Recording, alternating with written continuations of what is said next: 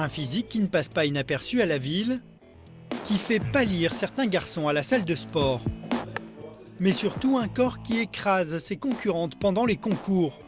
Aniela est championne de France de culturisme. Une passion née en Pologne lorsqu'elle a 16 ans et qui depuis ne l'a jamais quittée. Donc je m'entraîne 4 fois par semaine à 5 fois par semaine. Un tout petit peu le matin, un tout petit peu le soir, ou que les soirs pendant 1 heure, 1 heure et demie, ça dépend des périodes.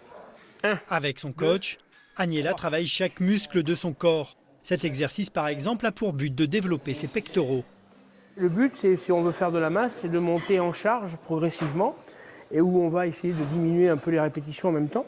Donc c'est un travail pyramidal, un travail classique pour la prise de masse et pour la prise de force également. Des charges toujours plus lourdes, entrecoupées de courtes récupérations, permettent d'hypertrophier les muscles. C'est ce que recherche Aniela, et peu importe ce que l'on pense d'elle. Ce qui nous fait souvent les gens remarquer dans la rue, qu'ils nous sont trop musclés, regarde comme il est. Mais moi, je ne fais pas ça pour plaire aux gens, je fais vraiment pour moi. Et je trouve que c'est tonique, c'est musclé, c'est beau, tout simplement. On peut travailler un muscle au féminin, le rendre gros, hypertrophié, et joli à la fois. C'est ce que ressentent les filles, entre autres, qui veulent travailler ça. Je ne pense pas qu'elles veulent s'identifier aux garçons, mais elles veulent avoir un muscle hyper fuselé, hyper développé. Après les pectoraux, place aux exercices qui permettent de développer les muscles du dos.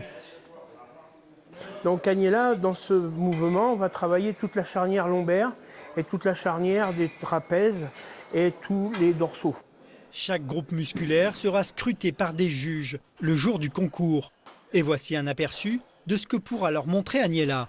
Voilà, où on va juger l'harmonie globale de la silhouette, mais surtout tous les muscles qui sont en relief, qui sont en relief à partir des trapèzes, trapèze supérieur, le trapèze moyen, trapèze inférieur. Là, on ne le voit pas, mais il y aura les lombaires, il y aura sur les grands dorsaux, il y aura le deltoïde. Voilà, toutes ces zones musculaires-là font partie d'un travail spécifique comme on vient de le réaliser à l'instant. Si Aniela s'acharne à travailler son point faible, le haut du corps, elle n'en oublie pas pour autant les jambes, son atout. En 20 ans, cette sportive ne s'est jamais arrêtée. Le prix à payer pour obtenir ce corps hors norme. Ce qu'on recherche dans les critères de jugement, c'est le X de la personne. Les épaules, les vasés du dos, la taille fine, les abdos et le galbe avec le dessin des cuisses. Et sur scène, pour mettre les muscles en valeur, les champions s'enduisent de than, une crème colorante qui donne cet aspect bronzé. 4e au dernier championnat d'Europe, Aniela n'est pourtant pas totalement satisfaite. Comment je me trouve? Jamais assez musclé. J'ai l'impression qu'il me manque toujours et des masses, et des sèches, et des finitions. Je suis jamais contente. Ça me plaît pas. Je voudrais bien les progresser, d'arriver encore plus loin, plus loin, plus loin. Mais à la longue, cette pratique intensive de la musculation n'est pas sans risque.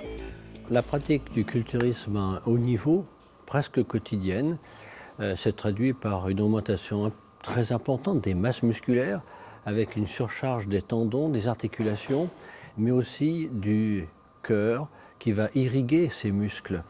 Le cœur est obligé de travailler très fort pour pousser le sang jusque dans les muscles et donc ça demande un gros travail du cœur qui risque de s'épuiser progressivement. À 39 ans, il n'est pas encore question de s'arrêter pour Aniela. La préparation des championnats du monde a déjà commencé.